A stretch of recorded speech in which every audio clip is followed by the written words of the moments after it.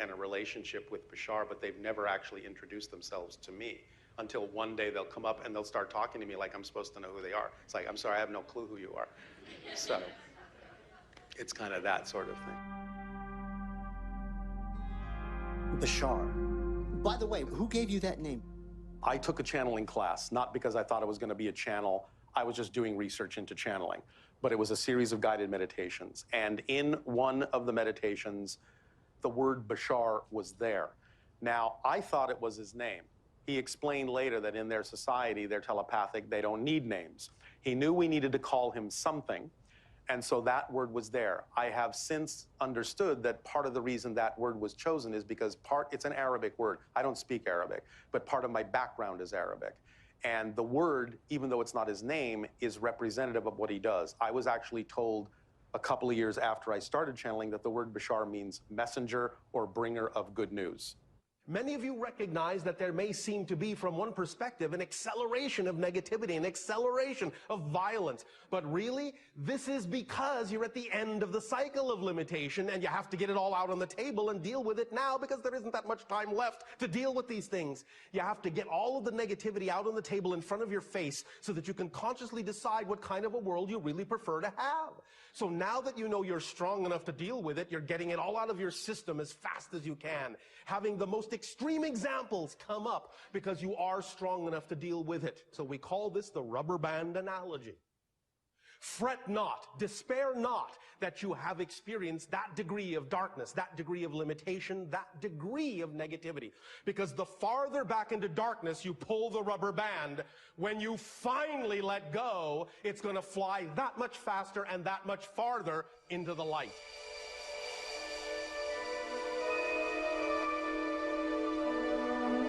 The reason that many scientists are skeptical of reports of encounters with extraterrestrials is that many of the witnesses describe them as being humanoid. The skeptics explain that in a universe as vast as our own, with so many planets unlike the Earth, the odds of alien life resembling us are incredibly small. And in general, they're probably right. Bashar himself has said that most of the life that he's encountered throughout the galaxy, they look nothing like us. I think the irony is that the skeptics have had the answer all along, but they've missed a vital clue.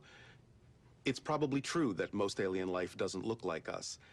And therefore, if the reports of extraterrestrial humanoids are factual, it may be that these beings are not really alien. Assuming for the moment that Bashar is real, who is he? Where does he come from? Why is he making contact with Earth? The story of my people began in a parallel reality on an alternate version of Earth. The humans on that Earth were technologically far in advance of the humans in your civilization. However, they became focused on technology and intellect. Over generations, they lost connection to their humanity. They lost the ability to feel. They even lost the ability to reproduce. They engineered love out of their lives. They accomplished great technological and intellectual feats at the expense of their emotions, their physical bodies, and their spiritual qualities, which they considered to be inferior. But in doing so, they slowly destroyed their environment.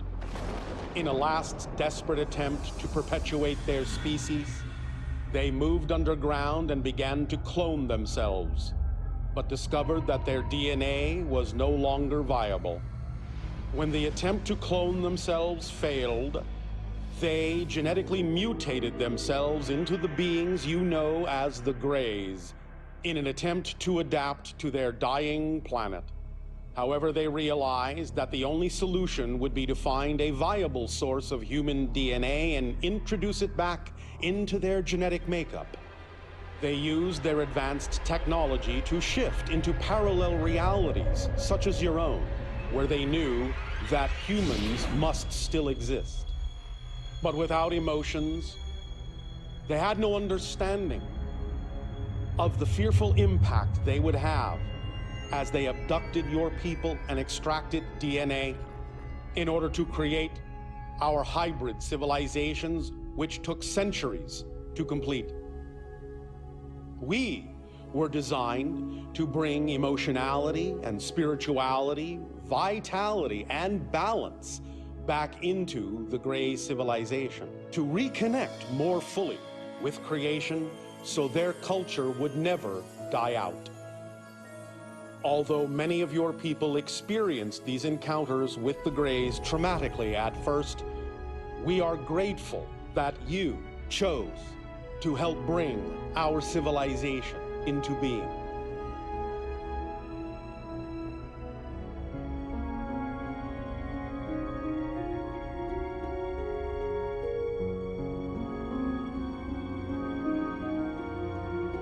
In our appreciation, we share our knowledge and experience with you, with the vision that your world will choose a more positive outcome than the Greys, for we perceive that you have been traveling down a similar path. If it's true that the destruction of their parallel Earth gave rise to the beings we call the Greys, can we use that knowledge to change our path? Or will we ultimately choose to suffer the same fate? We must all answer this question for ourselves.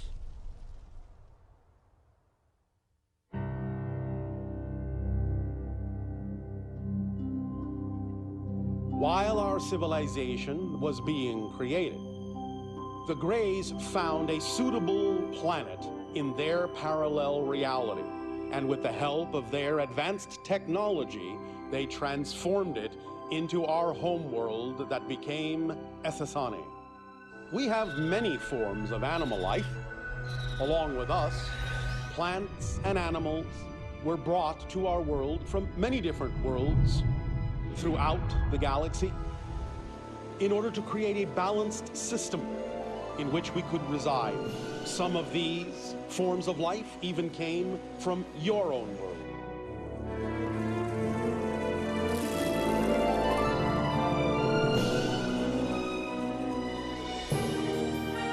Our world remains in a natural state. We do not build permanent structures on the surface.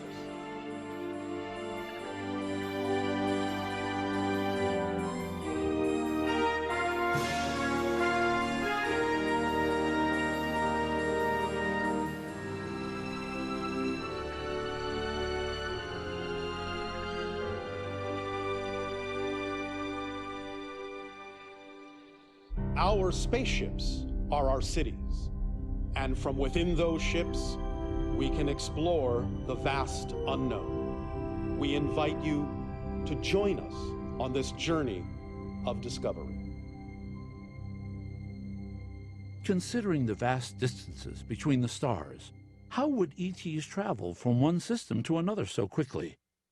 Many scientists still believe there's no way an ET could get to Earth in a short amount of time.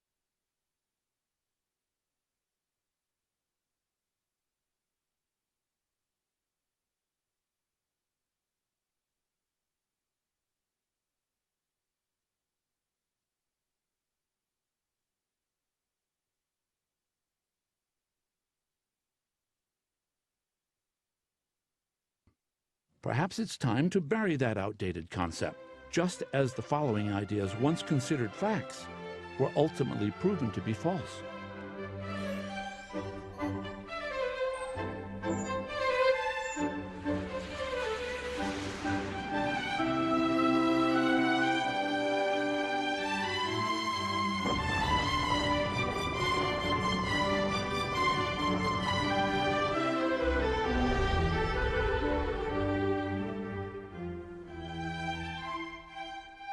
The concept of faster-than-light travel is no longer as far-fetched as it used to be. Scientists like physicist Miguel Alcubierre and NASA engineer Harold Sonny White have developed a model for a Star Trek-like warp drive that would warp the fabric of space and propel a ship to the nearest star in under 2 weeks, rather than the thousands of years it would take with our present rocket technology.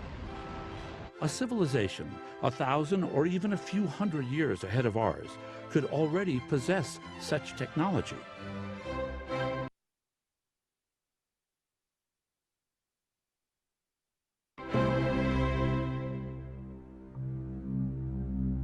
In one dream, I experienced myself being on the ship that I saw, with Bashar standing there looking at me, and I was able to sort of look around the ship, and it was all kind of this, I don't know, frosted, crystalline type material. I saw another member of his species sitting at a control console, but I didn't see any controls, and he telepathically explained to me in the dream that their ships are actually artificially intelligent, and in fact, they're actually a representation of their own higher minds, and that the pilot is actually telepathically linked with the ship. They communicate. And so only the pilot can see the controls, which